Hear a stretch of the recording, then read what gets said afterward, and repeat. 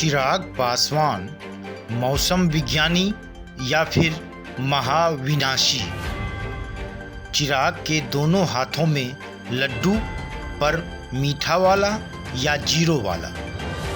NDA में जहां नहीं मिल रहा भाव उन्हें, वहीं परिवार भी उठा रहा अब सवाल। विधानसभा चुनाव में चमक नहीं पाने के बाद चौतरफा मुसीबत में चिराग पासवान।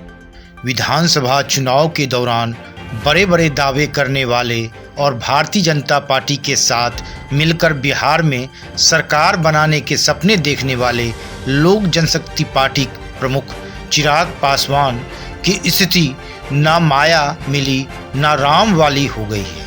उन्हें मौसम विज्ञानी की बजाय महाविनाशी कहा जा रहा है। हालत ऐसी हो गई है कि अब अपने भी उन्हें नसीहत देने लगे हैं। वहीं एनडीए गठबंधन से भी भाव नहीं मिल रहा है। जिसका विरोध किया उसी के नेतृत्व में, यानी नीतीश कुमार के नेतृत्व में राष्ट्रीय जनतांत्रिक गठबंधन एनडीए की नई सरकार बनी, तो अपने तरीके से चिराग ने बधाई तो दी, लेकिन भाव उन्हें नहीं मिला। यहाँ तक कि सरकार के शपथ ग्रहण समारोह से भी बुलावा नहीं आया। ऐसे में सवाल उठने शुरू हो गए हैं कि चिराग के इस हश्र के लिए आखिर कौन जिम्मेदार है, खुद या कोई और।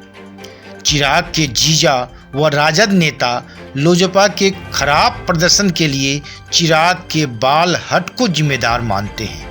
लोजपा के संस्थापक सदस्यों में रहे चिराग के जीजा ने कहा, रामविलास जी ने बड़ी मेहनत से पार्टी को खड़ा किया, पर चिराग ने अपने लड़कपन व हट से लोजपा को शून्य पर लाकर खड़ा कर दिया है। एक विधायक जो जीता भी है, उसमें उसका अपना रसूख व पर्सनल एफर्ट्स ज़्यादा रहा है। वहीं चिराग की बड़ी मम्मी व रामविलास पासवान की पहली पत्नी का कहना है कि चिराग को इतनी सीटों पर नहीं लड़ना चाहिए था और ना ही नीतीश का इस कदर विरोध करना चाहिए। उन्होंने कहा कि चिराग मेरा बेटा है, भले माँ दो हैं लेकिन पिता तो एक ही थे। माँ होने के नाते मैं सलाह दे सकती हूँ। नीतीश ने अच्छा काम किया तो जनता ने भरोसा किया, शराबबंदी करके भी ठीक किया। इन दोनों ने चिराग पर अपनों की बात नहीं मानने और दूसरों पर ज़्यादा या पूरा भरोसा करने का भी आरोप लगाया। कहा जाता है कि चिराग अपने दल में किसी पर सर्वाधिक भरोसा करते हैं तो वे हैं उनके करीबी मित्र सौरभ पांडे। चिराग के सारे फैसले सौरभ पांडे लेते हैं। एलजेपी के वरिष्ठ नेता ने बताया कि बनारस के मूल निवासी सौरभ पांडे साये की तरह हमेशा चिराग के साथ रहते हैं। सौरभ को लेकर एलजेपी के वरिष्ठ नेताओं में अच्छी धारणा नहीं है। इसकी वजह है कि सौरभ से ज़्यादा चिराग किसी को तवज्जो नहीं देते हैं, किसी अन्य नेता की ज़्यादा बात भी नहीं सुनते हैं, चुनाव में भी नहीं सुनी और सारे फैसले सौरभ के हिसाब से ही लिए जाते रहे। चिराग को कब, किससे और कैसे बात करनी है, किसी के साथ कैसे पेश आना है, सारी रणनीति सौरभ के हिसाब से ही तय होती है। इसके लिए कभी कभी पार्टी प्रवक्ता अशरफ अंसारी की मदद ले ली जाती है। अंसारी भी चिराग के इर्द गिर्द ही जमे रहने वाला शख्स है। सच तो यह है कि बिहार में अकेले चुनाव लड़ने के फैसले को भले ही चिराग खुद का बताते हैं, किंतु पार्टी सूत्रों का दावा है कि यह फार्मूला भी सौरभ ने ही बनाया। चिराग पर आरोप, और आइए जानते हैं चिराग ने अपनी पार्टी एलजेपी के साथ साथ एनडीए को कैसे नुकसान पहुंचाया।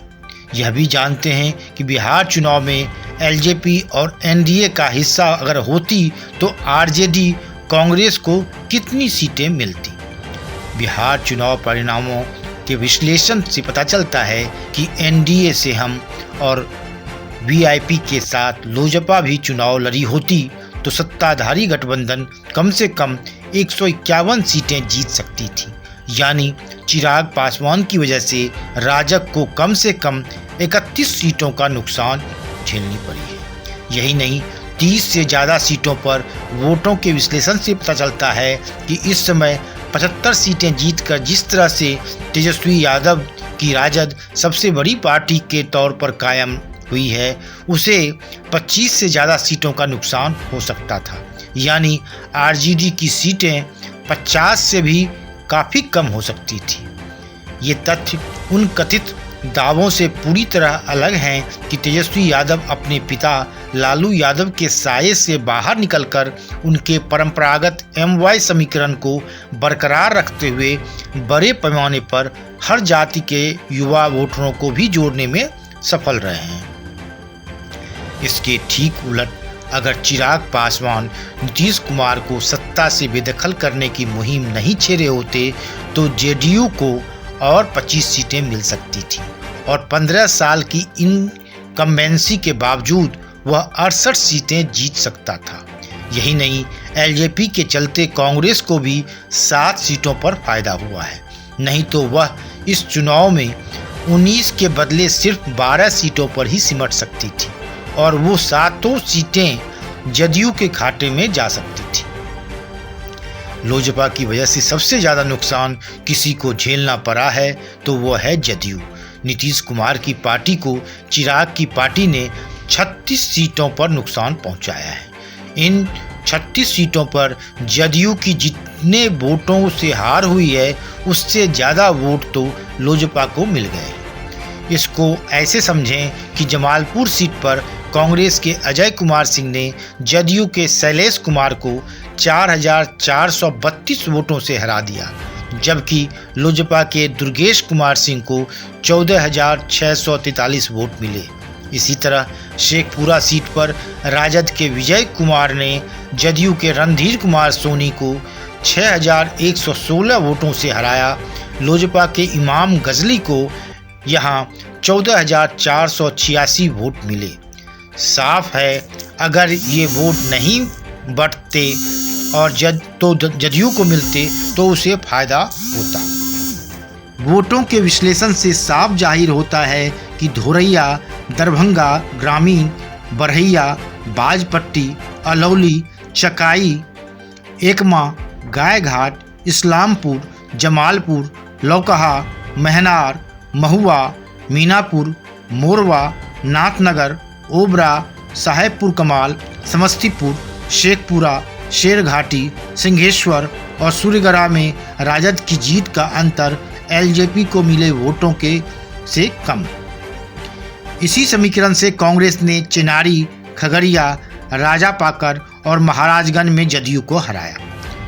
सबसे अहम तथ्य तो ये है कि लोजपा के 25 उम्मीदवार तो वे थे जो टिकट नहीं मिलने या पार्टी की सीट एनडीए के सहयोगियों को दिए जाने की वजह से चुनाव से ठीक पहले भाजपा छोड़ चुके थे। यानी लोजपा उम्मीदवारों को जो वोट मिले हैं उसके पीछे की ताकत को भी समझा जा सकता है, जिन्हें चिराग बार बार भाजपा की अगुवाई वाली सरकार बनाने का सजवाग दिखाकर अपनी गोटी सेट कर रहे थे। वैसे कुछ सीटें ऐसी भी हैं जहां जेडीयू की कीमत पर लोजपा को नुकसान हुआ है। मसलन दिनारा, जगदीशपुर और रघुनाथपुर में राजद उम्मीदवारों की लोजपा से जीत का अंतर जदयू को मिले वोटों से कम थे। इसी तरह कांग्रेस कसबा सीट इसलिए जीत गई क्योंकि एलजेपी ने हिंदुस्तानी आवाम मोर्चा को तीसरे नंबर पर खिसका दिया। वीआईपी 4 सीटें जीती और 1 सीट पर लोजपा के चलते हार गई। वीआईपी प्रमुख मुकेश सहनी की हार का कारण भी लोजपा ही रही। मुकेश सहनी सिमरी बख्तियारपुर सीट से खड़े हुए थे।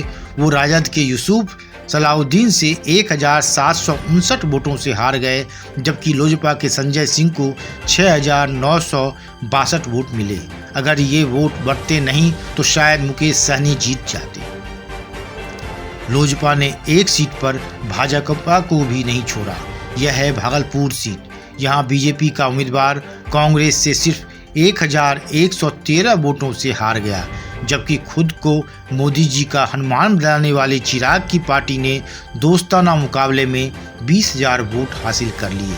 इस तरह से अगर एनडीए लोजपा को साथ रख पाता तो राजद का तेज 46 सीटों पर और कांग्रेस का आंकड़ा 12 सीटों तक सिमट जाता।